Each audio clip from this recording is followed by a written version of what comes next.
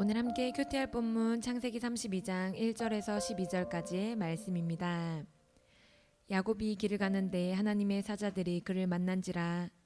야곱이 그들을 볼 때에 이르기를 이는 하나님의 군대라 하고 그 땅 이름을 마하나임이라 하였더라. 야곱이 세일 땅 에돔들에 있는 형 에서에게로 자기보다 앞서 사자들을 보내며 그들에게 명령하여 이르되 너희는 내 주 에서에게 이같이 말하라.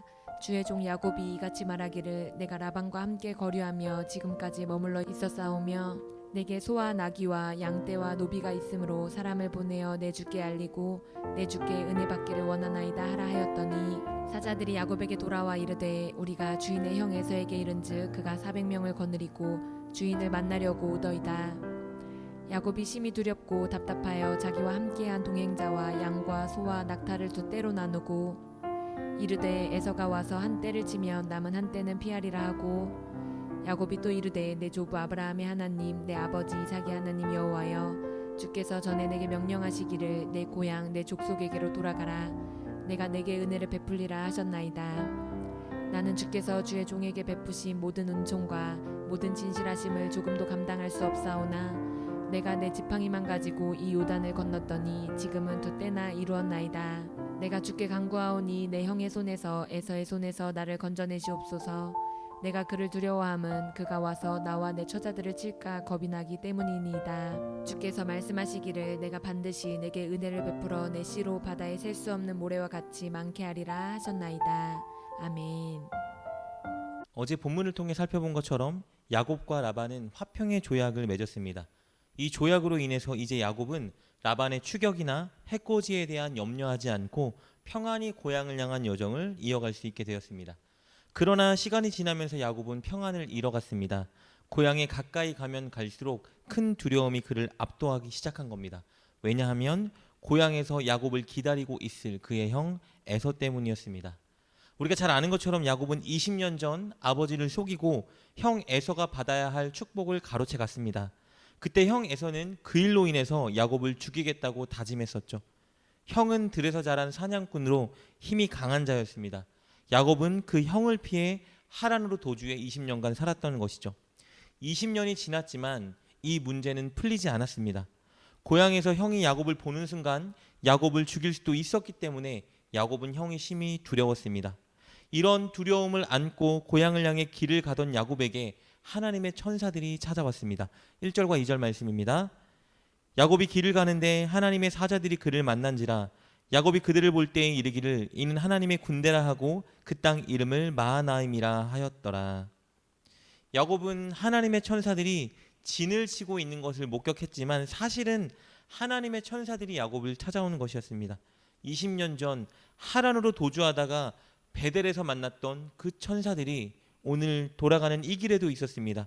야곱은 그들이 두 때를 이루고 있었기 때문에 그들을 하나님의 군대라고 불렀고 그들이 있던 그곳을 하나님의 진영이라는 뜻의 이름을 가진 마하나임이라고 이름 지었습니다. 야곱이 고향으로 돌아가는 길에 이렇게 하나님의 천사 무리를 만난 것은 야곱에게 엄청난 은혜입니다. 이것은 하나님께서 두려움에 떨고 있는 야곱을 지켜 보호해 주시겠다는 격려이자 하나님께서 20년 전에 베델에서 주신 언약을 반드시 이루어 주시겠다는 보증이었기 때문입니다. 하나님은 야곱이 느끼고 있는 두려움과 염려를 아시고 그에게 힘과 격려를 주시고 계신 겁니다. 이렇게 하나님의 천사들을 만난 야곱은 용기를 내어 형 에서를 만나기 위한 준비에 돌입합니다. 그것을 위해서 야곱은 자기 종들을 에서에게 먼저 보냅니다. 그래서 에서가 자기에 대한 어떤 감정을 가지고 있는지 분위기를 보고 돌아와 보고하라는 명령을 내렸습니다. 3절부터 5절까지 말씀입니다.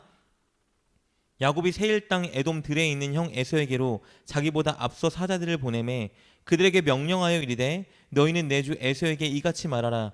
주의 종 야곱이 이같이 말하기를 내가 라반과 함께 거류하며 지금까지 머물러 있었사오며 내게 소와 나귀와 양떼와 노비가 있으므로 사람을 보내어 내 주께 알리고 내 주께 은혜 받기를 원하나이다 하라 하였더니 야곱은 종들을 에서에게 멀찍이 먼저 보냈습니다. 그리고 에서에게 동생 야곱이 오고 있다는 것을 알리라고 명령했습니다. 게다가 야곱이 그동안 라반 삼촌 집에 머물면서 많은 가축을 소유하게 되었는데 그 가축들을 에서 당신께 드리고 싶어 한다라고 전하라고 명령했죠. 이렇게 함으로써 에서가 야곱을 향해 어떤 마음을 가지고 있는지 염탐하려는 속셈이 있었고요. 그리고 선물로 에서의 마음을 녹이고 싶은 의도가 있었습니다. 그리고 얼마 지나 보냈던 종들이 야곱에게 다시 돌아와서 보고를 하는데요. 이 보고가 야곱을 굉장히 두렵게 만들었습니다. 6절 말씀입니다.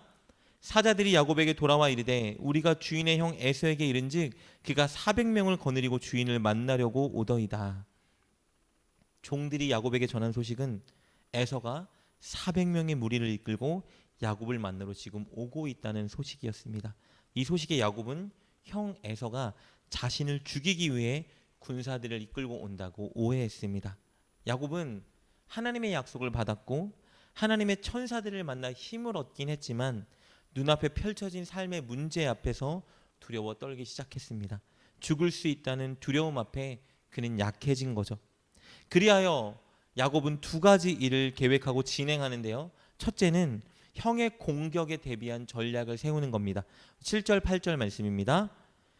야곱이 심히 두려워 답답하여 자기와 함께한 동행자와 양과 소와 낙타를 두 떼로 나누고 이르되 에서가 와서 한 떼를 치면 남은 한 떼는 피하리라 하고, 야곱은 형이 무리와 함께 자신을 공격하게 된다면 모든 사람과 모든 가축을 다 잃을 수 있기 때문에 자기의 것 사람과 가축을 두 떼로 나눴습니다.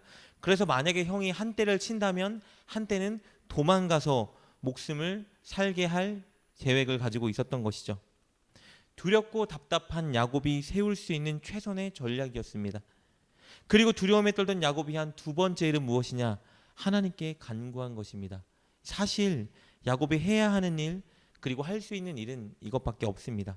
그는 그가 20년간 경험했던 신실하신 하나님의 성품에 의지하여 하나님께서 주신 언약을 붙들고 언약을 근거로 하나님께 기도하기 시작했습니다.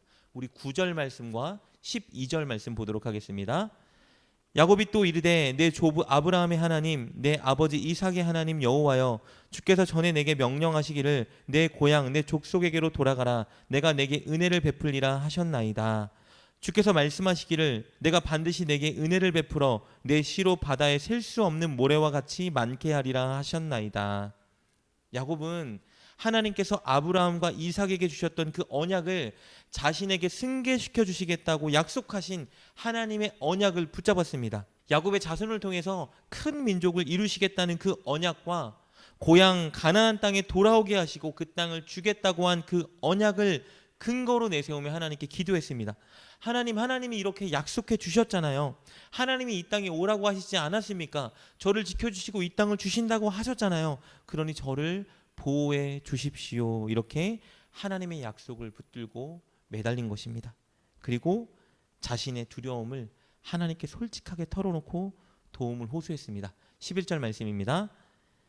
내가 주께 간구하오니 내 형의 손에서 에서의 손에서 나를 건져내시옵소서. 내가 그를 두려워함은 그가 와서 나와 내 처자들을 칠까 겁이 나기 때문이니이다. 자신의 힘으로 도무지 어찌할 수 없을 것 같은 두려움 앞에서 야곱은 하나님의 성품을 의지했고 하나님이 주신 언약을 붙잡고 하나님께 매달렸습니다. 그리고 바로 이런 모습이 하나님이 야곱에게 바랬던 모습이었습니다. 오늘 본문에 나오는 야곱의 모습을 우리는 본받아야 합니다. 삶의 문제 앞에서 다가오는 두려움 속에서 우리가 해야 하는 일은 하나님께 기도하는 것입니다. 그러나 그냥 기도할 것이 아니라 야곱처럼 하나님의 신실한 성품을 의지하여 기도해야 합니다. 동시에 하나님의 언약의 말씀을 붙들고 기도해야 합니다. 그리고 우리의 감정을 솔직하게 다 하나님께 털어놓으며 기도해야 합니다. 여러분은 하나님께 모든 감정을 쏟아놓고 계십니까? 여러분은 하나님의 성품을 의지하고 언약의 말씀을 붙들고 기도하고 계시나요? 기도에는 언약의 말씀이 있어야 합니다. 우리의 기도에는 하나님의 성품에 대한 신뢰가 있어야 합니다. 그리고 우리의 기도에는 모든 감정을 쏟아놓는 진솔함이 있어야 합니다. 사랑하는 여러분, 성경 말씀을 통해 늘 하나님의 성품과 언약을 알아가기 위해 힘쓰시고 그 말씀을 붙들고 기도하십시오. 그리고 늘 하나님께 여러분의 모든 감정을 쏟아내어 기도하십시오. 야곱처럼 꼭 그렇게 기도하여 하나님의 응답을 경험하는 여러분 되시길 주님의 이름으로 축복합니다. 기도하겠습니다. 하나님, 우리가 하나님의 성품을 바로 알고 그 성품을 의지하며 기도하게 하여 주옵소서. 우리가 하나님의 언약의 말씀을 바로 알고 그 말씀을 붙잡고 기도하게 하여 주옵소서. 우리가 모든 감정을 하나님께 쏟아놓고 진솔하게 기도하게 하여 주옵소서. 예수님의 이름으로 기도드립니다. 아멘. 오늘 말씀을 통해 깨닫고 결단한 것은 무엇입니까? 그것을 붙들고 하나님께 기도합시다. 그리고 그렇게 실천하며 하루를 살아가는 여러분 되시길 주님의 이름으로 축복합니다.